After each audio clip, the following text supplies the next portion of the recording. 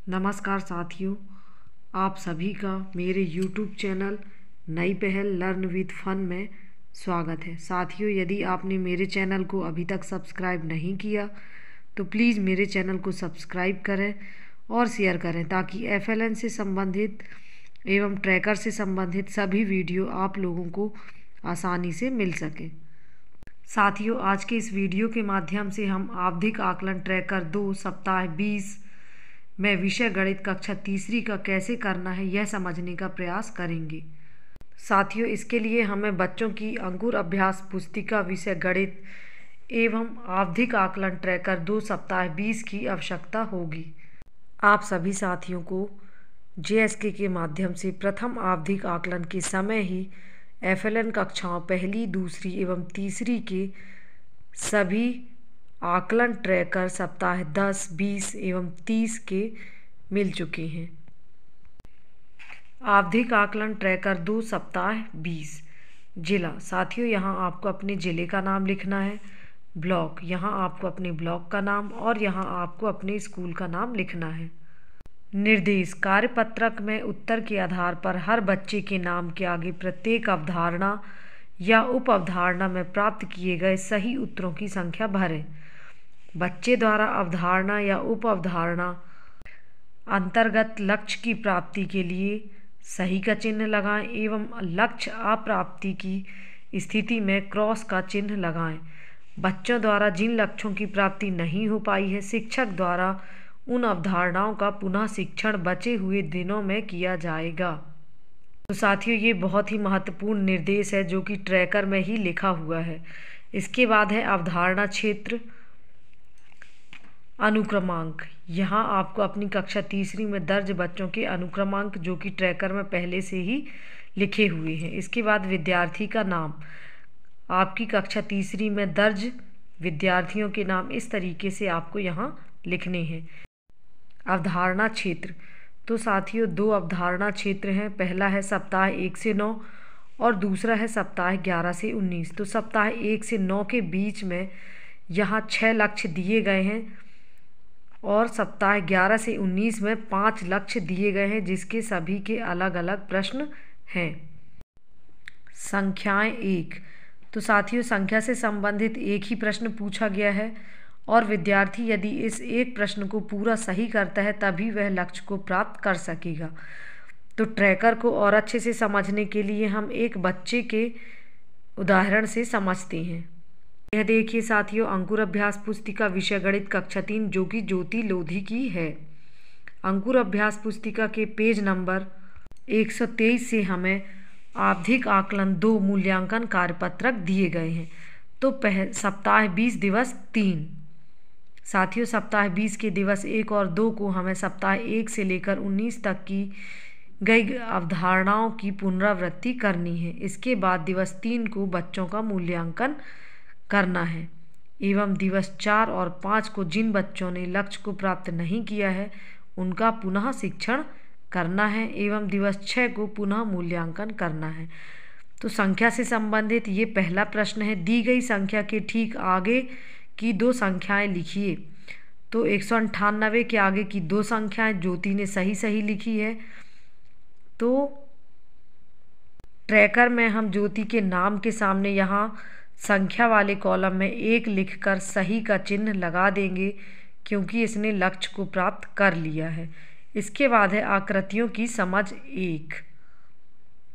प्रश्न दूसरा, नीचे पतंग का आधा चित्र दिया गया है, इसे पूरा कीजिए। तो साथियों, ये आकृति की समझ से भी एक प्रश्न है और ज्योति ने इसे बहुत ही अच्छे से बनाया है और यह सही है। इसलिए ट्रैकर में आकृतियों की समझ वाले कॉलम में 1 लिखकर सही का चिन्ह लगा देंगे क्योंकि ज्योति ने लक्ष्य को प्राप्त कर लिया है। जोड़ना 1। प्रश्न क्रमांक 3, ये जोड़ना से संबंधित प्रश्न है और ज्योति ने इसे सही हल किया है। तो ज्योति के नाम के सामने ट्रैकर में जोड़ना वाले कॉलम में 1 लिखकर सही का चिन्ह लगा देंगे क्योंकि इसने लक्ष्य को प्राप्त कर लिया है। घटाना 1। प्रश्न क्रमांक 4 घटाने से संबंधित प्रश्न है और यह देखिए ज्योति ने इसे भी सही हल कर लिया है। ट्रैकर में ज्योति के नाम के सामने घटाना वाले कॉलम में इस तरीके से 1 लिखकर सही का टिक लगा देंगे क्योंकि इसने लक्ष्य को प्राप्त कर लिया है। मापन 1। प्रश्न क्रमांक 5 मापन से संबंधित प्रश्न है। समान धारिता वाले बर्तन पर घेरा लगाना था तो ज्योति ने इसे भी सही घेरा लगाया है। ट्रैकर में मापन वाले कॉलम में ज्योति के नाम के सामने 1 लिखकर सही का चिन्ह लगा लेंगे क्योंकि ज्योति ने लक्ष्य को प्राप्त कर लिया है। आंकड़ों की समझ 1। प्रश्न क्रमांक 6 यह प्रश्न आंकड़ों की समझ से संबंधित है। ये गिलास की संख्या है और ये बच्चों की संख्या है। दिन भर में 4 गिलास पानी पीने वाले बच्चों की संख्या कितनी, जिसका उत्तर ज्योति ने सही लिखा है। इसलिए ट्रैकर में ज्योति के नाम के सामने आंकड़ों की समझ से संबंधित कॉलम में 1 लिखकर सही का चिन्ह लगा देंगे क्योंकि ज्योति ने लक्ष्य को प्राप्त कर लिया है। इसके बाद सप्ताह 11 से 19 जोड़ना 2। प्रश्न क्रमांक 7 एवं 8 जोड़ना से संबंधित दोनों प्रश्न हैं और ज्योति ने इन दोनों प्रश्नों को सही जोड़ा है। इसलिए ट्रैकर में हम ज्योति के नाम के सामने 2 लिखकर सही का चिन्ह लगा देंगे क्योंकि ज्योति ने लक्ष्य को प्राप्त कर लिया है। मापन 4। तो यह देखिए साथियों, प्रश्न क्रमांक 9, 10, 11 एवं 12 ये चारों प्रश्न मापन से संबंधित प्रश्न हैं और ज्योति ने प्रश्न क्रमांक 9 सही किया है, 10 नहीं किया एवं 11 भी नहीं किया एवं 12 को उसने किया है और सही है। तो इस प्रकार से ज्योति ने मापन से संबंधित 4 प्रश्नों में से सिर्फ 2 प्रश्नों को ही सही हल किया है। इसलिए मापन वाले कॉलम में 2 लिखकर क्रॉस का चिन्ह लगा देंगे क्योंकि मापन से संबंधित 4 में से चारों प्रश्नों को सही हल करने पर ही विद्यार्थी लक्ष्य को प्राप्त कर सकेगा। तो ज्योति ने सिर्फ 2 ही प्रश्नों को सही किया है, इसलिए यहाँ क्रॉस का चिन्ह आ जाएगा। इसके बाद है आकृतियों की समझ 2।